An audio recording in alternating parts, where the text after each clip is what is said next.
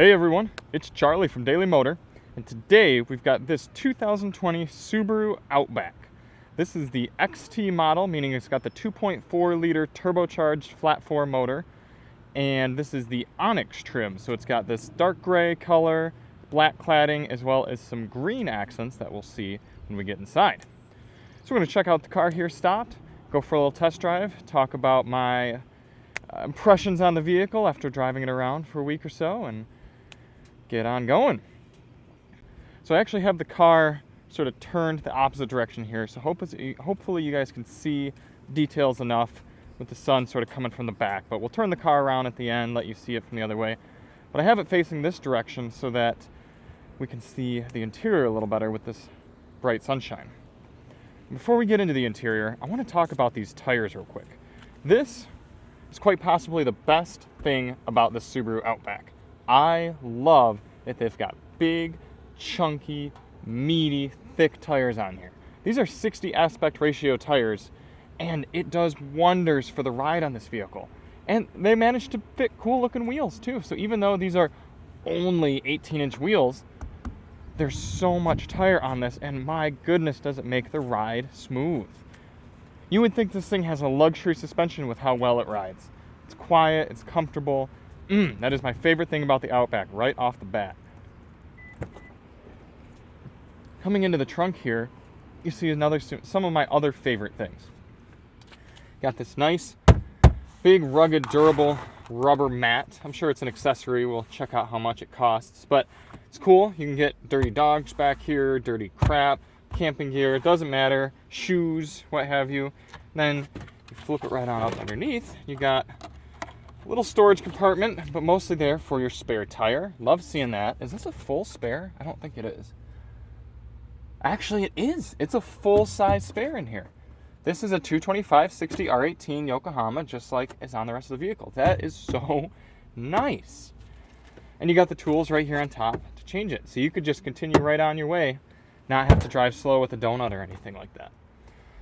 You've got this thing, which I'd probably just remove. I don't care about people seeing what's in my trunk, but you can just bust it out like so, and then pull these little levers, and just like that, look at that, the seats fold right down flat, and you have this huge, big, flat load floor. How cool is that? You can even climb on in. Let's check the length here. I'm about 5'10". Could I sleep back here? I think I could. Well, my feet are in. I'd have to put some sort of thick pillow right here, but yeah, I could lay back here, no problem. Nice and flat, comfortable, put a little pad down or something, and I'm camping. Got enough headroom to sort of sit up, scoop my way out. That's wagon life, guys. What else you got back here? You've got a lot of hooks right here. You got grocery bag hook, strong metal hooks here to tie stuff down to. You got a little storage compartment here that's hard, but you've got this one here with this little net. Tuck some stuff away in there, jumper cables or zip ties or something like that. Let's get this reattached. Pretty easy to actually slide that in. Much, much easier than some other brands that you have to sort of pull back on this and stuff. And then this, like I said, opens up, goes to here. Whoops. Try that again. Goes back to here if you want some privacy. Don't want people to see what's in your back. And you can kind of put it up there as well for pseudo privacy. But I don't know. I'd probably take the whole thing out. But to each his and her own. This is automatic. Really doesn't need to be. I hope that's an option, but it's probably just on this top level trim. Close this down. With the Onyx edition, you see you got kind of these gray, smoky-ish taillights. I think it looks good. It's handsome. Got these nice roof rails. Everything's looking good. Oops. Let's unlock this. These back seats are actually really easy to put up as well. That's like no effort. I could do it. Can I do it with the pinky? Oh, I can just barely. Kind of hurts. I could almost do it with the pinky. This leather is really soft, nice. Materials feel good. Sitting back here, look at all this leg room. Close the door.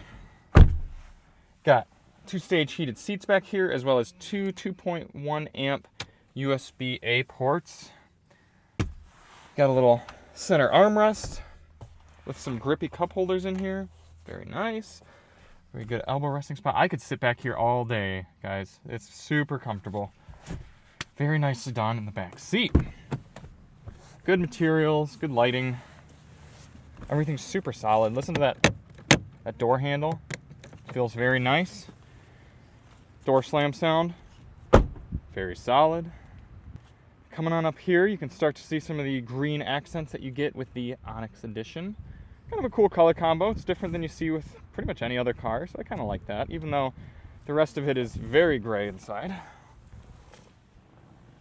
Whew. Driver's seat, again, very comfortable. You guys know I'm a huge stickler for premium materials that you touch regularly, and the Subi's got them. Turn signals, solid. Shifter, solid and nice. Stop-start button, in between. Door handles, very solid. Window switches. So I don't care if there's hard plastic down here or down here. I don't care. I'm never interfacing with that. What I want to feel nice is what I touch. Volume knob, pretty good. Tune, all that sort of stuff. So I'm actually going to shut the door and get the AC running. It's a bit toasty today.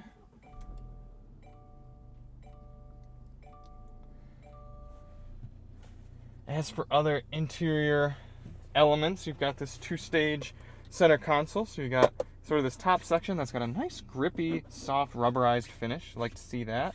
And then underneath, you've got a decent depth here.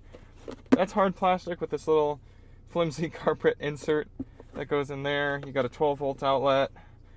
Pretty simple. This is nice and soft. Like to see that. Grippy cup holders with a little razor donut that you can put in there for smaller drinks or a phone to sit right there. I've also got a compartment right there that's not a wireless charger, although it looks like it could be. And slide a phone just like that. Two USB Type A ports right here, also 2.1 amps. That's nice to see, as well as a 3.5 millimeter input auxiliary jack. To see more about the audio system here in the Outback, we'll be doing a full sound system review. Link to that will be in the description if you want to see more. Synopsis is, it's okay. It's not great. It's pretty average. Glove box, standard business. Let's take a quick look at the window sticker here. I'll bring it up on the screen. As tested price for this one, $37,750. Not terrible really for what you're getting. Fuel economy 23 city, 30 highway, 26 overall. No huge surprises here. You know, it doesn't say that rubberized floor mat in the back is an optional extra. So unless it's just kind of put in there by the dealer, then that might come standard. Let's see if we can find it here. Cargo area mat. No.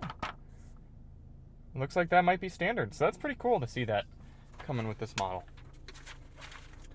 You do also have this little storage area here, which is rubberized inside and is deep enough for a phone. So the passenger can put that there if they'd like. I've also got a good amount of door storage. So before we get on the road, let's talk infotainment. This has Subaru's big, new, what is it, like 11.6-inch screen. I'm not a big fan of it. I gotta be honest with you guys. I've used it in the Legacy. I've used it in the Outback. It's not very responsive. It's kind of information overload, a little bit cumbersome. Once you sort of get used to it, it's fine. It's not terrible, but it's just not as good as other big systems like Tesla, like Ram. Who else has got a big screen these days? Ford. It might be better than Ford's, although Ford's is a little bit laggier, but it's also simpler to use. So, kind of a trade-off there. However, one of the coolest features that Subaru's been doing for a little while is Nfc Pairing for smartphone. So let's see. I'm actually going to forget the device here in my Bluetooth. Unpair. All right, so this is what I'm going to do. Car's just sitting here. Let's even go to the map right here. So it's just sitting here in map. Car's running. And my phone is just home screen. I'm going to tap the back of it. And then pair Bluetooth device Subaru. Pairing. There we go. So when it works, it's honestly the easiest way to pair up a Bluetooth device of any car I've ever been in. It's sweet. I wish more cars would have that. Other than that, though, you got to do everything through the center device other than maybe change your temperature here. But say you want to adjust fan speed, got to go through the screen. Fan direction, got to go through the screen. Auto, everything like that, got to go through the screen. If you're on map and you want to go to radio, yes, some of them are up here. You can click that, but that just brings up this little sort of toggle. You can't actually go directly to radio, so you have to go home, then radio. And then eventually it loads, and there you go. Oh, just kidding, I want FM. There you go. It's not as well executed as some other brands, not as smooth, and I just wish they'd have physical buttons for things like HVAC controls. The Subaru Sense system is honestly better than this larger screen that they put in the Legacy and the Outback. But, again, to each his and her own. Let's get on the road, shall we?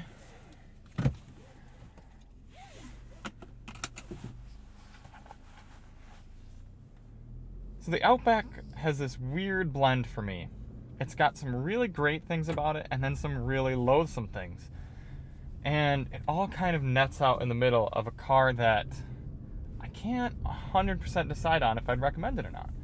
Because for some people, it's awesome. I mean, you saw those features in the back, how smooth the ride is. Like if you lived on a dirt road, you did a lot of sort of two-tracking or off-roading, but didn't want some large, cumbersome vehicle, still wanted something that was pretty refined and had a good ride.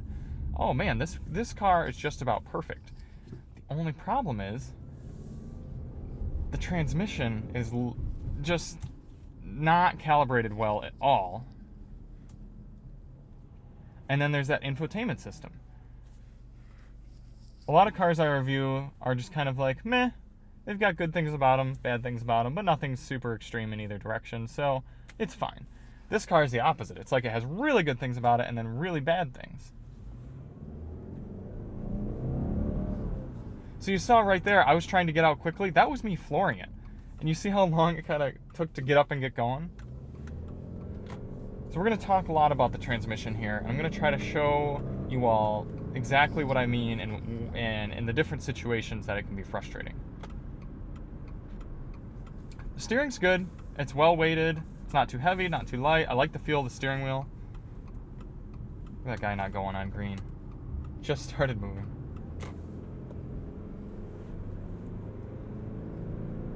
So for semi-aggressive driving, it actually works pretty well because you can lean into the throttle, kind of get up to speed, and then get off, and it's just fine. Let's get into this roundabout here. We're not going to drive this car super aggressively because there's really no point in it. That's not the point of this car.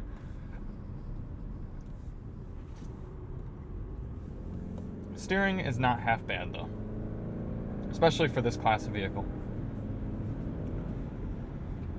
Okay, cruising along, 55-mile-an-hour road, really good. Wind noise is low, tire noise is virtually non-existent, engine noise goes away. Look, we're only cruising at 13,500 RPM. It's nice. Comfortable. Great car for this sort of thing.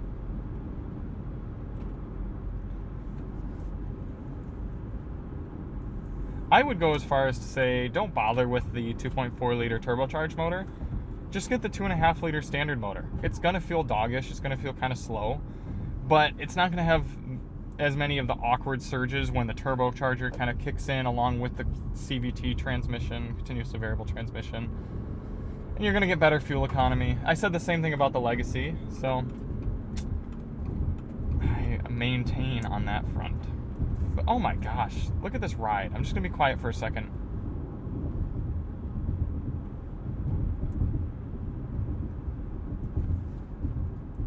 I know you guys can't actually feel what I'm feeling, but barely any of these bumps are coming up through the cabin. I know they're there, but they're very well damped, and part of that is these big, squishy, meaty tires.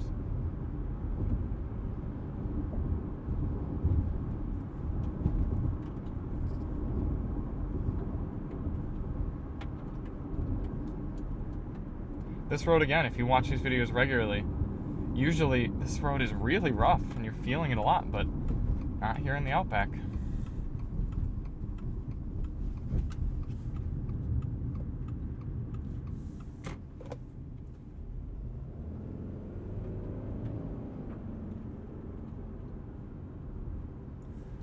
we're gonna come to a stop here. We'll do a 0 to 60. This car is plenty quick when you get directly on it. And then we'll get up to speed and we'll do a 60 to 0 braking test as well.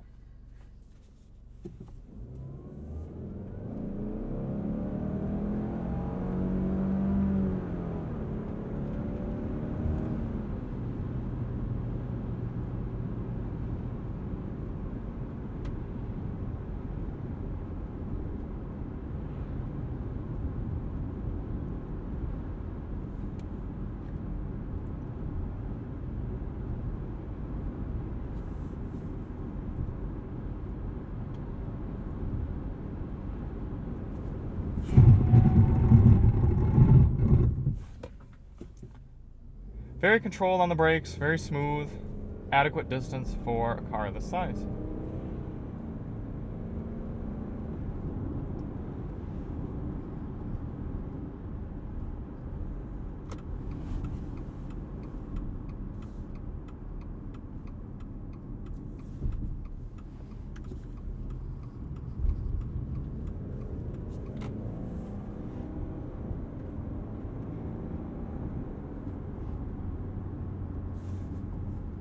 Now, I'm not one who says all CVTs are bad. It's just this one, it's loud, it hunts in weird directions, makes weird sounds. So not only does it not feel smooth, but it also doesn't sound smooth or act smooth, which kind of compounds and adds to the frustrations.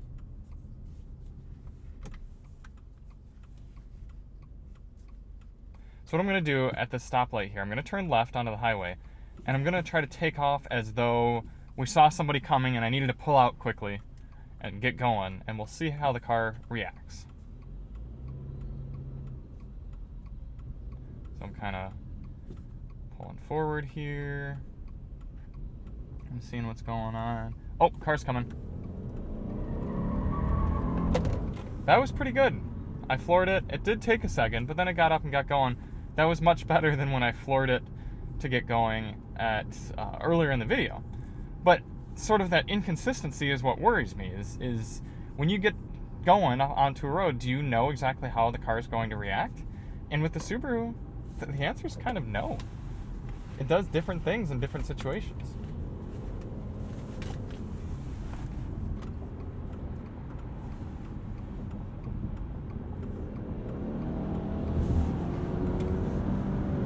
Do a quick little bit of highway here. The Outback does have adaptive cruise control and lane keeping assist, so you can see right now. Not going to really be able to tell until we get up to this corner, but I'll take my hands off the wheel and you'll see the car steer for us.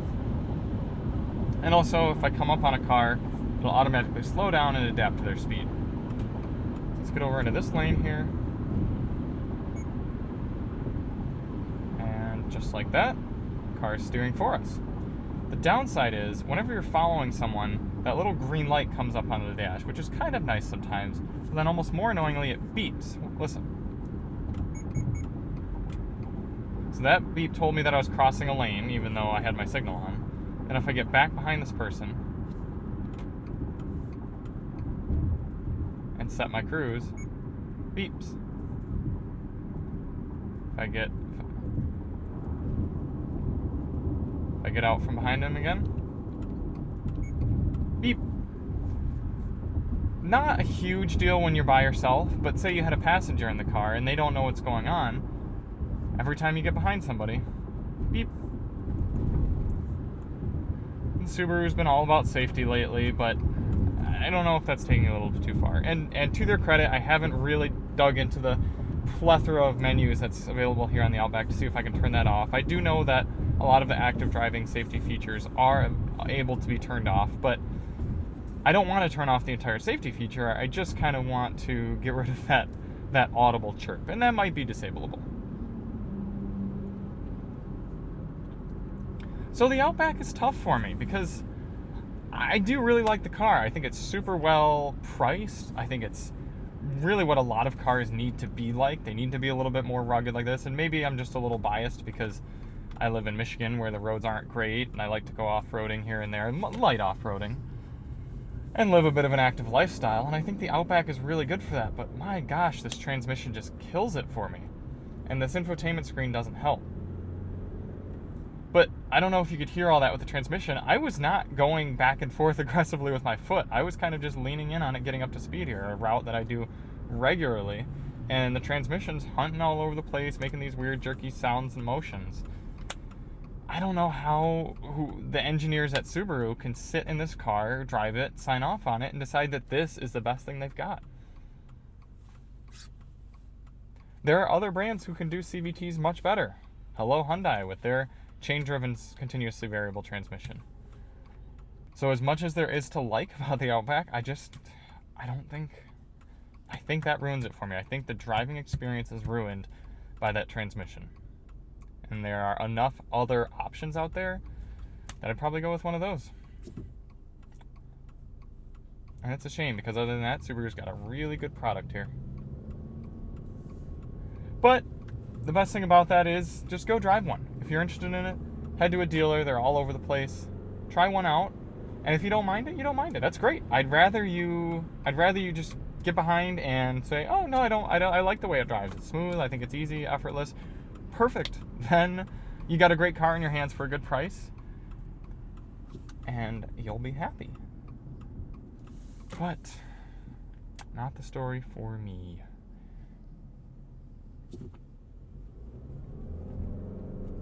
Take this bump here at 20 miles per hour. I've done it already. You can just see how nice and smooth this car takes it. You barely even hear it. Some cars, you go over that, it's like, oh gosh, the whole thing clunks and gets upset. Not the Sub. So the Outback is my favorite Subaru that's on the market right now. I like it better than the Ascent, better than the Legacy. I mean, other than maybe the BRZ, which is an entirely different kind of car. I really like the Outback. So if they could just make that transmission better, it would be definitely one of my top cars. Check out the backup camera real quick if you guys can see it. It's fine. It works. You can see everything. Resolution's not quite as good as some of the other brands, but at this price point, pretty good. Take a quick peek at the 2.4 liter 260 horse Boxster motor. There we go.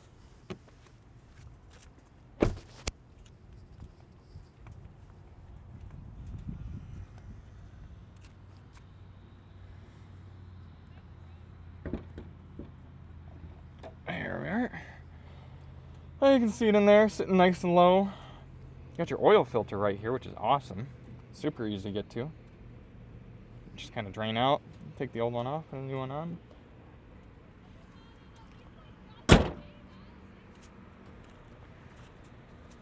So let me know what you guys think. If you've driven one of the new Subarus recently and you don't mind the transmission, let me know. But Subaru really did a great job with this car, other than that gosh darn infotainment system and transmission. Either way, if you enjoyed the video, please hit that subscribe button. It helps us out a bunch. Check out our sound system review on the Subi here. If you're interested in that sort of thing, check out our other reviews. We've got the Legacy, we've got the Ascent, and a bunch of other vehicles. I'm Charlie from Daily Motor, and as always, drive on.